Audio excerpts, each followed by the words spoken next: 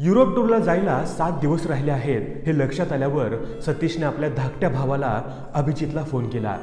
अरे अभि, पुढच्या आठवड्यात आम्ही युरोप टूरला निघतोय. आप्पांना कधी आणू तुझ्याकडे की तू घेऊन जाशील त्यांना? अरे दादा, एक प्रॉब्लेम झालाय. रचनाच्या भावाने आमचं काश्मीर टूरचं बुकिंग केलंय, तेही पुढच्या आठवड्यातच आहे. त्यामुळे सॉरी, मी आप्पांना नेऊ शकत नाही. अभिजितने असं म्हटल्यावर संतापाची एक तिडीक सतीशच्या डोक्यातून गेली. अरे पण तुला विचारूनच मी युरोप टूरचं बुकिंग केलं होतं ना. त्यालाही आता 3 महिने होऊन गेलेत. तेव्हा तू हो म्हटला होतास आणि आता सांगतोय जमणार नाही म्हणून. तेही मी विचारल्यावर. आता मला सांग, मी आप्पांना कुठं ठेवायचं? दादा, तुला माहिती आहे रचनाचा स्वभाव कसा आहे तो. तिने एकदा ठरवलं की ब्रह्मदेव सुद्धा तिच्या प्लॅनमध्ये दखल देऊ शकत नाही. तेव्हा प्लीज माझ्या घरात भांडण लावू नकोस. राहिला आता आप्पांचा प्रश्न, तर तू रेणूला विचार ना. ती इथंच असणार आहे आणि तिचं घरही खूप मोठं आहे. अरे पण तेवढ्यात फोन कट झाला. सतीशने संतापाने मोबाईलकडे पाहिलं. अभिजितचं हे नेहमीचंच होतं. लग्न झाल्यापासून कधीही त्याने आईवडिलांकडे लक्ष दिलं नाही. खरं तर लहान असल्यामुळे तो आईवडिलांचा सगळ्यात लाडका. पण आईवडिलांना त्याने कधीही आपली जबाबदारी मानलं नाही. 2 वर्षापूर्वी आई कॅन्सरने वारली, पण तिच्या आजारपणात एक पैशाचीही मदत त्याने सतीशला केली नाही. मागील वर्षी आप्पांना हार्ट अटॅक आला, पण एखाद्या परक्या माणसासारखं हॉस्पिटलमध्ये आप्पांना भेटायला येण्याव्यतिरिक्त त्याने काही केलं नाही. अभिने आप्पांना रेणूकडे ठेवायला सांगितलं होतं, पण रेणूबद्दलही सतीश साशंकच होता. रेणू 1 नंबरची लोभी आणि स्वार्थी बाई होती. आई असताना ती आईशी गोडगोड बोलून भारी भारी साड्या, गिफ्ट्स उघडायची. परिस्थिती उत्तम असतानाही नवऱ्याला बिझनेसला पाहिजे तसं सांगून तिने आई वडिलांकडून 10-12 लाख नक्कीच घेतले होते, पण परत देण्याचं तर कधीही नाव काढलं नाही. संबंध बिघडू नयेत म्हणून सतीशही कधी बोलला नाही, पण त्याच्या बायकोला, भारतीला हे दिसत होतं. तिची कुरबुर चालू असायची. सतीश त्याकडे दुर्लक्ष करायचा. आई गेली तसा रेणूचा भाऊ, वडील, वहिनीतला इंटरेस्ट संपला. मात्र राखी पौर्णिमा, भाऊबीजेच्या दिवशी ती भावाकडून गिफ्ट घेण्यासाठी ती आवर्जून हजर असायची. एरवी वडिलांच्या तब्येतीची साधी चौकशी ती करायची नाही. त्याने साशंक मनानेच रेणूला फोन लावला. अगं रेणू, आम्ही युरोप टूरला जातोय 15 दिवसांसाठी. तुला मागे बोललो होतो बघ मी त्याबद्दल. अभि त्याच वेळी काश्मीरला चाललाय, तर आप्पांना घेऊन येऊ का तुझ्याकडे? माझ्याकडे?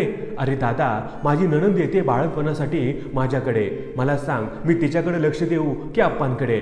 अगं पण तुझं घर चांगलंच मोठं आहे. आप्पा कुठेही सामावून जातील. नको बाबा, त्यांना परत अटॅक आला तर मी कुठे शोधत बसू डॉक्टर? त्यापेक्षा तू एक काम कर ना, त्यांना 15-20 दिवसांकरता एखाद्या वृद्धाश्रमात ठेवून दे.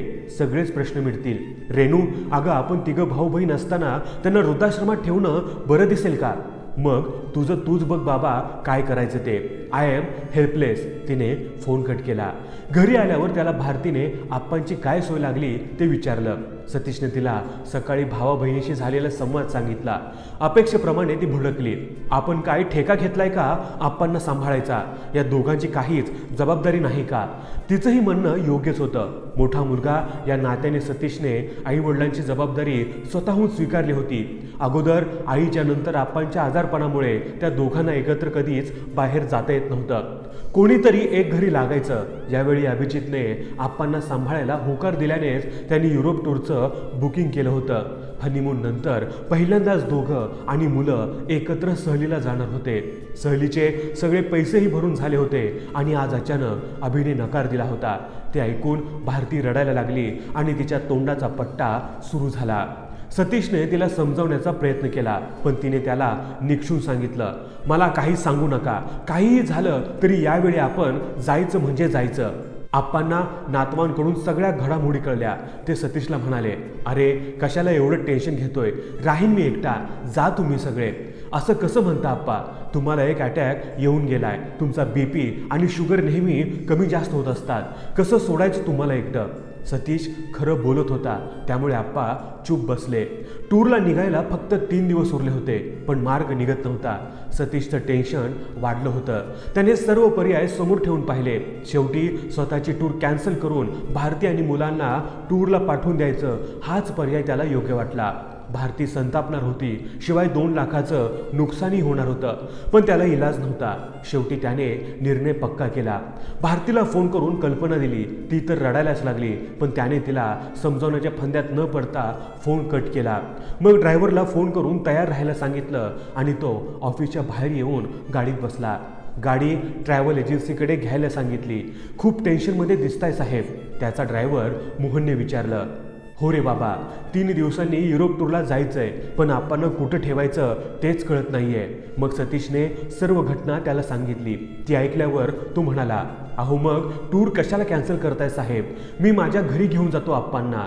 नको नको, कशाला तुझ्या फॅमिलीला त्रास, आप्पाचं फार बघावं लागतं, त्यांच्या औषधाच्या खाण्यापिण्याच्या या वेळा बघाव्या लागतात. अहो त्यात काय एवढं, आम्ही आमच्या वडिलांचं करतोच ना, त्यांचीही बायपास झाली आहे हे तुम्हालाही माहीत आहे. शिवाय माझे वडील आप्पांना चांगलं ओळखतात, दोघांची चांगली दोस्ती होईल बघा. ते काही नाही, मी आप्पांना घेऊन जाणार. एका ड्रायव्हरच्या घरी आप्पांना ठेवावं हे सतीशला रुचेना. शिवाय आप्पांना तिथे कितपत आवडेल हाही प्रश्न होता. पण मोहनचा आग्रह पाहून त्याने आप्पांनाच विचारायचं ठरवलं. ठीक आहे, चल गाडी फिरव, आपण आप्पांनाच विचारू. ते तुझ्याकडे यायला तयार झाले तर माझी काही हरकत नाही. मोहन खुश झाला. घरी येऊन सतीशने आप्पांना विचारलं. आप्पांचाही चेहरा खुलला. ते म्हणाले, मोहनच्या कुटुंबाला काही हरकत नसेल तर मी जायला तयार आहे.